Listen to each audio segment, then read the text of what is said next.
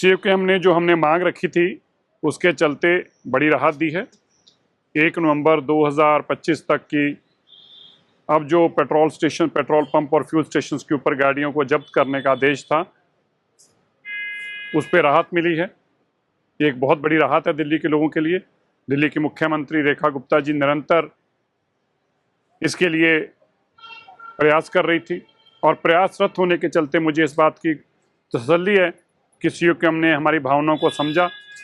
ये बड़ी राहत है दिल्ली के लोगों के लिए। मुझे उम्मीद है कि आने वाले समय में जैसे दिल्ली की माननीय मुख्यमंत्री ने कहा था हम इसको आगे लेके जाएंगे। दिल्ली के अंदर उन्हीं व्हीकल्स के ऊपर प्रतिबंध होना चाहिए जो पोल्यूटिंग व्हीकल्स हों।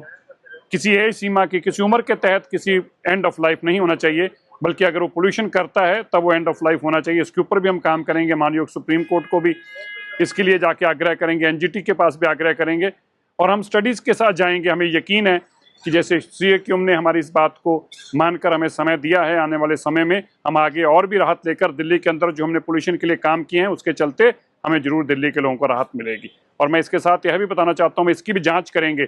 जो 80,000 व्हीकल आम आदमी पार्टी ने अपने राज में तुड़वाए हैं, जिनको एंड ऑफ लाइफ घोषित किया है, उनके ऊपर कोई भी दिल्ली के अंदर जो वेरीफाइड या इस्टेब्लिश्ड स्क्रैपर्स नहीं थे, ऐसी कोई स्क्रैपिंग पॉलिसी दिल्ली के अंदर किसी को लाइसेंस नहीं दिया गया था। और उनके चलते इन किन लोगों के पास ये व्हीकल दिए गए, कौन लोग थे जिनके पास ये गाड़ियां बेची गई, इसकी जांच भी कराएंगे। कितने करोड़ रुपए का ये घोटाला जो आम आदमी पार्टी ने किया है दिल्ली के लोगों के साथ, इसकी भी जांच हम आने वाले दिनों में करवाएंगे। सीएम ने जो हमने मांग रखी थी उसके चलते बड़ी राहत दी है। 1 नवंबर 2025 तक की अब जो पेट्रोल पंप और फ्यूल स्टेशन के ऊपर गाड़ियों को जब्त करने का आदेश था उस पर राहत मिली है। ये एक बहुत बड़ी राहत है दिल्ली के लोगों के लिए।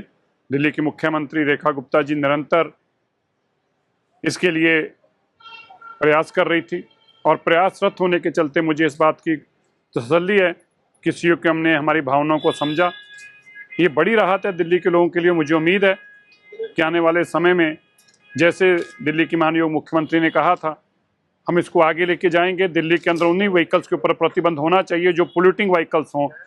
किसी एज सीमा की, किसी उम्र के तहत किसी एंड ऑफ लाइफ नहीं होना चाहिए, बल्कि अगर वो पोल्यूशन करता है तब वो एंड ऑफ लाइफ होना चाहिए। इसके ऊपर भी हम काम करेंगे। माननीय सुप्रीम कोर्ट को भी इसके लिए जाके आग्रह करेंगे, एनजीटी के पास भी आग्रह करेंगे और हम स्टडीज़ के साथ जाएंगे। हमें यकीन है कि जैसे सीएम ने हमारी इस बात को मानकर हमें समय दिया है, आने वाले समय में हम आगे और भी राहत लेकर दिल्ली के अंदर जो हमने पोल्यूशन के लिए काम किए हैं उसके चलते हमें जरूर दिल्ली के लोगों को राहत मिलेगी। और मैं इसके साथ यह भी बताना चाहता हूँ, इसकी भी जांच करेंगे।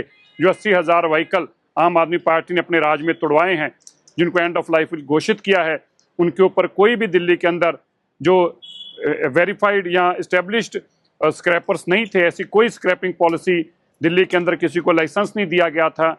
और उनके चलते इन किन लोगों के पास ये व्हीकल दिए गए, कौन लोग थे जिनके पास ये गाड़ियां बेची गई, इसकी जांच भी कराएंगे। कितने करोड़ रुपए का ये घोटाला जो आम आदमी पार्टी ने किया है दिल्ली के लोगों के साथ, इसकी भी जांच हम आने वाले दिनों में करवाएंगे।